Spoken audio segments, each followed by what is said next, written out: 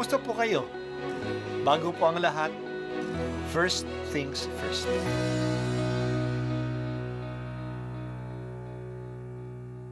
Good morning po. Sinisimulan po natin ngayon ang first things first. At dito po, tinatalakay natin sa unang bahagi ng umaga natin ay ang first readings na binabasa po sa banal na misa. Ito pong tinatalakay natin kasi madalas po kasi marami na tayong alam tungkol sa gospel readings. Pero konti po ang nagsasalita sa first readings. Pero ang first readings, bahagi din po yan ng Biblia, ng banal na kasulatan. Kaya susubaybayan po natin ang mga first readings, basahin po natin at kuminsan kailangan ng basahin ng 2 o 3 beses bago maintindihan kasi hindi po tayo familiar sa mga istorya at sa mga kaisipan na tinatalakay dito. Ang pagbasa mula sa mga gawa ng mga apostol. Noong mga araw na iyon, tumindig ang isang pariseyong nagngangalang Gamaliel, tagapagturo ng kautusan at iginagalang ng buong bayan. Iniutos niyang ilabas muna ang mga apostol, saka nagsalita. Mga kababayan, isipin ninyong mabuti ang gagawin ng mga taong ito. Hindi pa nagtatagal nang lumitaw si Teudas na nagpanggap na isang dakilang pinuno at nakaakit ng may 400 tagasunod. Ngunit nang mapatay siya, nagkawatak-watak ang mga tauhan niya at nauwi sa wala ang kilusan. Pagkatapos lumitaw naman si Judas na taga Galilea noong panahon ng pagpapatala at nakaakit din ng maraming tauhan. Nang mapatay siya, nagkawatak-watak din ang mga tagasunod niya. Kaya't sinasabi ko sa inyo, huwag ninyong pakialaman ang mga taong ito. Hayaan ninyo sila kung ang kanilang panukala o pagpupunyaging ito'y mula sa tao, ito'y mabibigo. Ngunit kung mula sa Diyos, hindi ninyo ito masasalanta at lilitaw pang lumalaban kayo sa Diyos. Napahinuhod sila sa payo ni Gamaliel. Pinapasok na muli ang mga apostol at pagkatapos ipapalo at pagbawalang mangaral sa pangalan ni Jesus, sila'y pinalaya. Galak na umalis ang mga apostol sa harap ng Sanedrin sapagkat minarapat ng Diyos na sila'y malagay sa kahihiyan alang-alang sa pangalan ni Jesus. At araw-araw nagpupunta sila sa templo at sa mga tahanan at dooy nagtuturo at nangangaral tungkol kay Jesus ang Kristo. Ang salita ng Diyos. Salamat sa Diyos.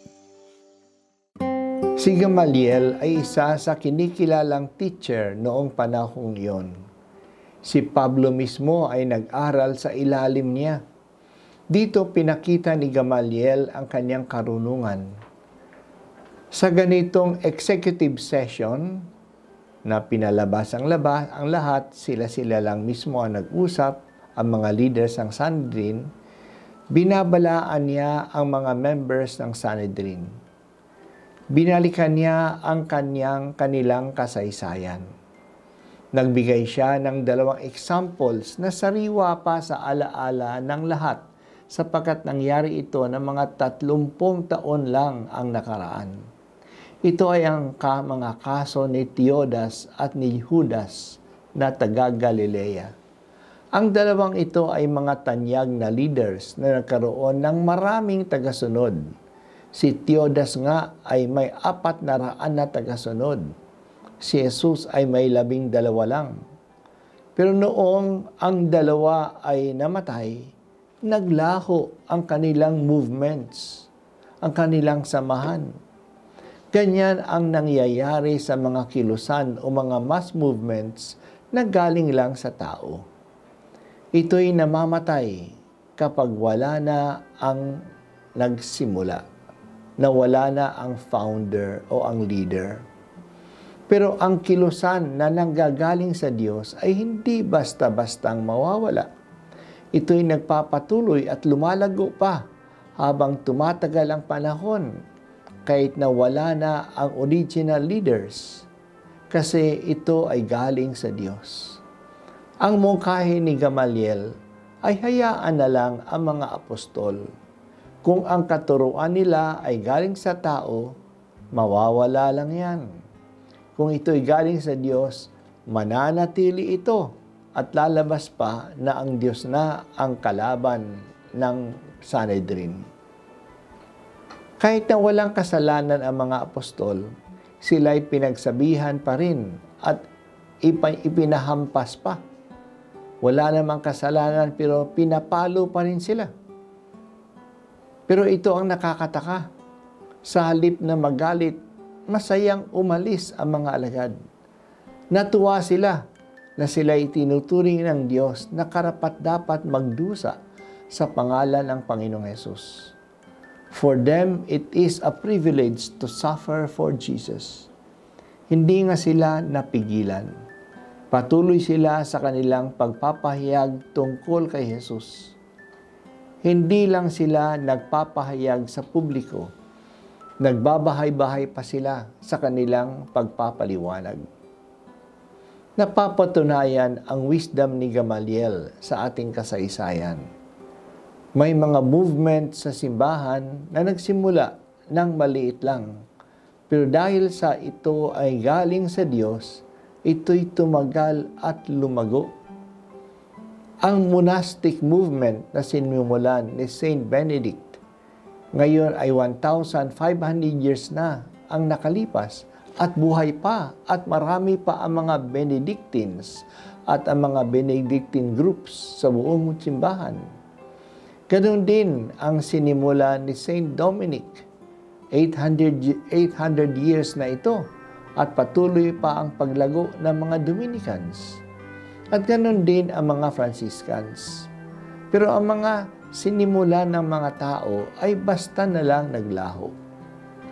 Ang mga empires na pinunduhan ng mga malalaking armies at maraming pera ay nawala na. Nawala na ang Roman Empire, ang Spanish at Portugal Empires, ang British Empire, ang communism na 60 years ago, halos kalahati ng mundo ay nasa communist influence. Hindi rin tatagal ang kapitalismo.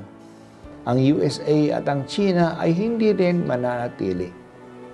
Manalig tayo na hawak ng Diyos ang takbo ng kasaysayan. Jesus, the pierced Lamb, is the Lord of history. O Panginoong Hesus, maaari naming itaya ang aming sarili sa iyong salita at sa iyong simbahan. Hindi mo kami pababayaan. Maging masigasig sana kami sa pagsasalita tungkol sa iyo ng buong pananalig kasi ginagamit mo ang iyong mga binyagan sa pagpapalaganap ng iyong mabuting balita.